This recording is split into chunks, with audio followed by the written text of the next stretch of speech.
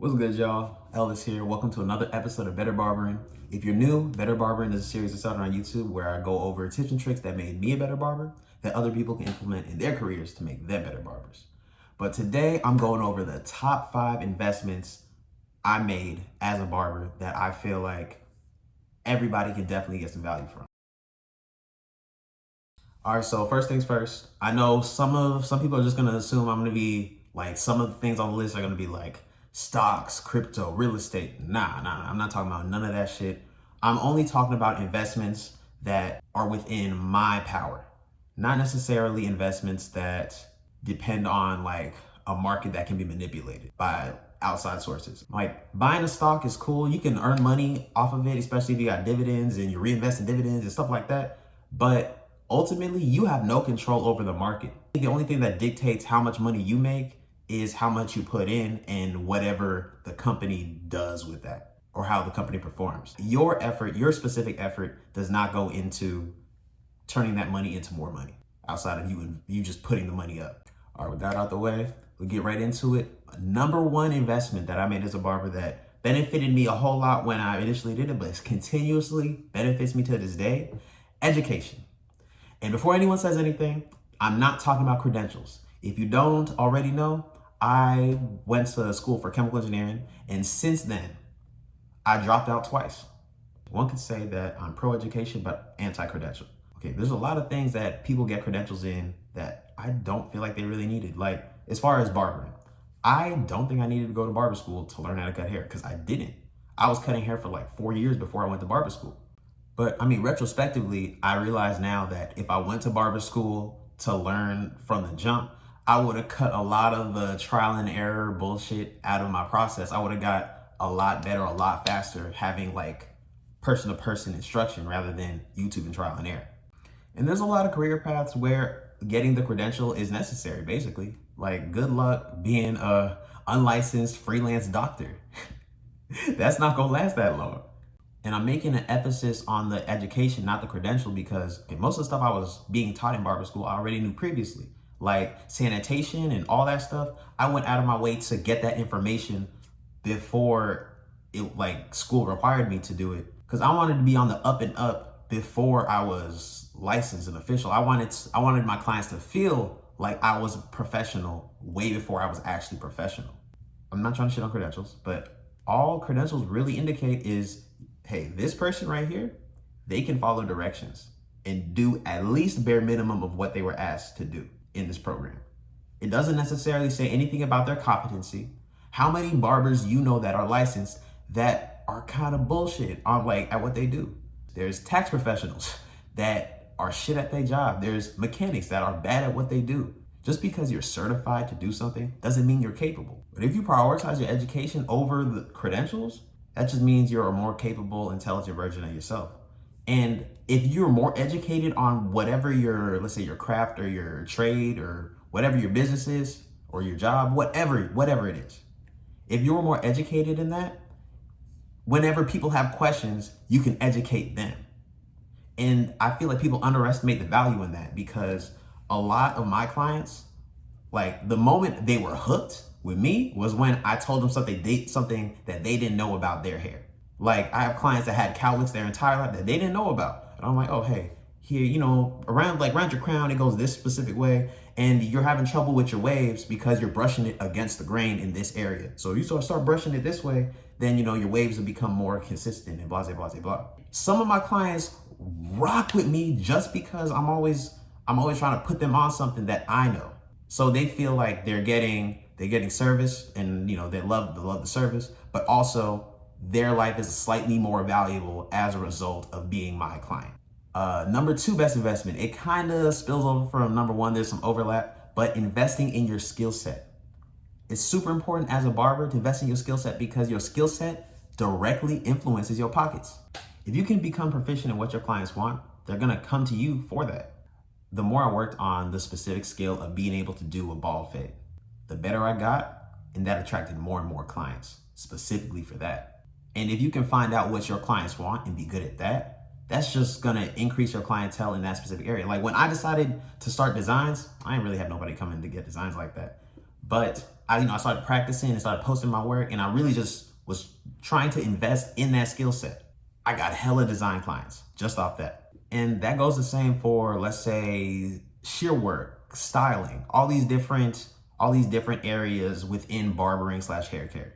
I think a lot of barbers have a habit of becoming comfortable and turning into something of a one-trick pony. By that I mean, let's say they only work on their fades, and their fades is nice, but they can't really, that's where their skill set ends. Like they're not very well-rounded as far as, let's say, a hairstylist. And that's fine. Not everybody wants to be something of a hairstylist / barber. Some people just want to work with clippers, and you got that. But at the same time, you have to understand that you're limiting the pool of clients you can service. And early in my career, I wanted to be able to, I knew my bread and butter, like fades, designs, I like that stuff. But I wanted to be able to service my straight hair clients. I wanted to be able to, at a certain point, do facials. I wanted to be in a place where, regardless of who decided to sit in my chair, I could do something for them. Okay, but keep in mind, it wasn't like I was trying to be the best in every area. I still knew what was my main thing, my bread and butter. But I just wanted to add minor skill sets around my major skill set and just become a more well-rounded barber / hairstylist. Even though I don't identify as a hairstylist, sometimes I style hair. I'm a barber that sometimes styles hair. You could call me that. Once upon a time, I wanted to learn spa services and facials and hot towel stuff. And I started practicing. I started actually doing it in the shop. And I realized that just because I could do it didn't mean I wanted to do it. I just wanted to have the skill. But spa services and all that good stuff are great add-ons if you want to up the value of your haircut / service. But I knew for me, that wasn't that enjoyable. I would much rather be cutting hair within the time of me doing these services. I'd rather get in another head. That's just something I enjoy a lot more. So I am spending a lot more time on this one point than I planned on. But skill set is so big, because I'm not even talking about being a barber. I'm talking about if you're able to work on your skills in many different areas, it only makes you better. If you can manage money better, if you can talk to people and communicate better. There's a lot of barbers whose career is just built off the strength of their ability to communicate. Not trying to throw shade to nobody, but some people are just kind of mediocre as far as their ability as a barber. But that's not everything that barbering is. There's a haircutter, there's being a haircutter, and there's being a barber. There's some overlap, but being a barber is a lot more than that. There's a lot more that goes into just being able to do a good haircut. Third best investment I made as a barber, investing in your tools. The quality of your tools matter to varying degrees, because Walmart clippers do not cut the same as professional clippers. And there's a reason why there's a big price difference. But at the same time, spending more money doesn't necessarily mean the quality is always better. And sometimes having a higher quality tool doesn't mean anything for your ability to utilize that tool. The first professional clipper I bought for myself was the Andis Masters. I thought, oh man, because I was used to using these wall home clippers or something. I was using some inferior clippers. But I got my first professional clippers. I was like, man, you know what? All my fades are gonna be fire. I got this, heavy duty clipper. And I started cutting with them, and I realized that this clipper did not really make my cuts better whatsoever. Getting the Masters made it easier to do my cuts because they just cut better than the clippers I was using before. But they didn't make the cuts themselves better. And that was a really big lesson I had to learn, that it doesn't matter how much you spend on a paintbrush. It's all about the painter. I especially know that now because I've seen people give phenomenal fades with a comb and a razor. And that was the most humbling thing I ever saw.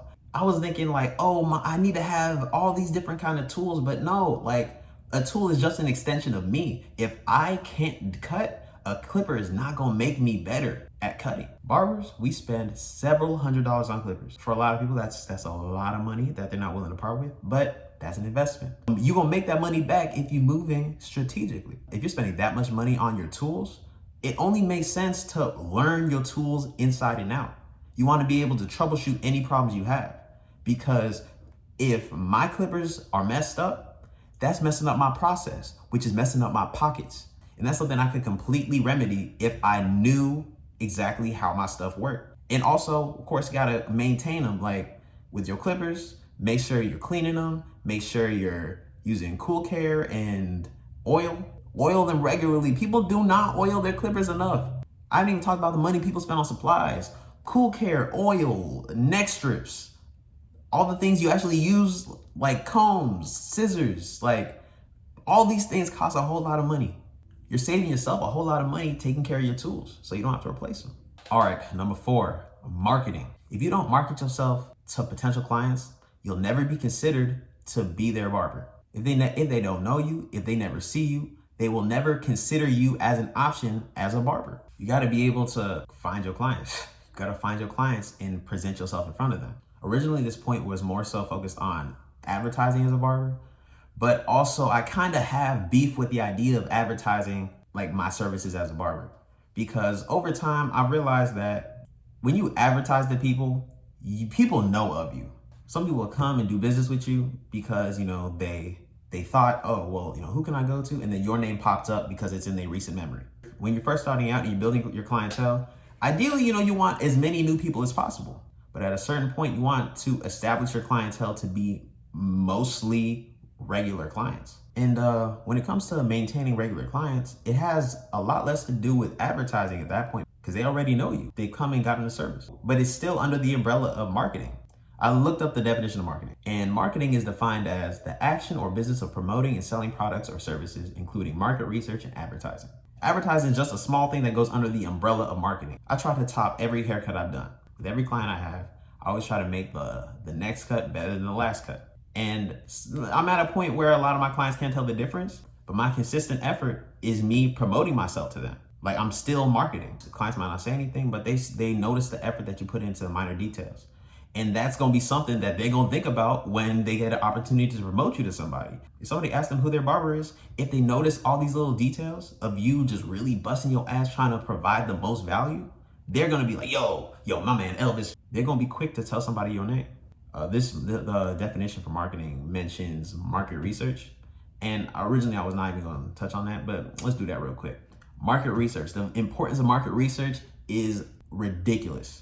If you don't understand who your clients are and what they want from a barber, how can you effectively provide that to the right people? And when you're first starting, I wouldn't say you can be really that picky about who your clients are, but you still got to understand what they want from you to be able to do a good service. But once you're past the step of just trying to get some heads in the chair, and you're trying to tailor your clientele to be a very specific demographic, whether that could be socioeconomic status, that could be clients that have very specific haircut needs or preferences, you're gonna wanna be able to understand who you're marketing to, because if you're marketing to everybody, you're not marketing to anybody. All right, but number 5 on the list, debatably, the singular most important thing I'm gonna say today. I feel like I should have did this list backwards 5 to 1, but whatever. It's a learning experience. But number 5, health. Health is wealth. It is, I think, the number one investment, not in terms of how I number this list, but number one is in terms of importance. Number one investment that every barber should make. Health influences everything you do, and it influences the quality of life that you live. A few years ago, when I really started getting heavy into cutting hair on a regular basis, like getting a whole lot of heads in a day, well, what I thought was a whole lot, it was like maybe 5. And I thought I was doing numbers. I swore I was doing numbers. Yeah, and I was spending a significant amount of time, on my feet and cutting. I started feeling it in my back, started feeling it in my knees, my ankles and stuff. And at that point, I wasn't regularly working out. And the activity of cutting was starting to take a toll on my body. And I was like, man, bare minimum, I gotta strengthen up so I don't have to deal with this wear and tear on my body. So I started working out, just something light but regular. And all those problems went away. I became stronger. And that itself allowed me to do what I do a lot better. And a little bit later, I had a good amount of dietary issues that were kind of fucking up my quality of life. I went to the doctor, I got tested. I learned that I am gluten intolerant, and I'm allergic to dairy. And those were things that were a staple in my diet. And I was getting headaches. Sometimes like I was getting nauseous, and I was getting acid reflux. And the wild thing is, I didn't understand it was acid reflux until it really got bad, because I was accustomed to growing up eating gluten. Gluten's in basically any wheat products. And I would always eat bread, and I always felt my chest hurt a little bit, but I was like, I got accustomed to it because I ate bread my entire life. And once I cut dairy and cut gluten, and then also a lot of added sugar, my energy level went crazy. Like I didn't understand, I didn't realize my entire life that I was being held back by what I was eating. All those things, made my body healthier.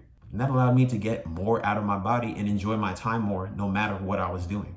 And these health changes benefited me as a barber, but overall, like it just increased my quality of life by several degrees.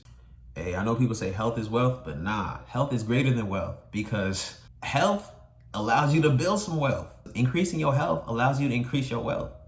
And it's not necessarily easy the other way around, because you can earn a whole lot of money, but money will not give you more time. All right, you could be one of these like crazy old dudes that just be buying young people organs. Sure, but I'd much rather be in a position where the quality of my life is great and that can allow me to build wealth for myself, than have it the other way around and be trying to work backwards to regain my health. All right, but that's my list of top 5 investments to make as a barber. I really appreciate y'all watching, especially if you made it to the end of the video. But I'm gonna be making a lot more better barbering videos. If anybody has any questions or any specific topics on better barbering that you want me to cover, just comment it down below. I appreciate that. If you found some value, I'd appreciate if you liked the video and shared it with somebody who would also like the video.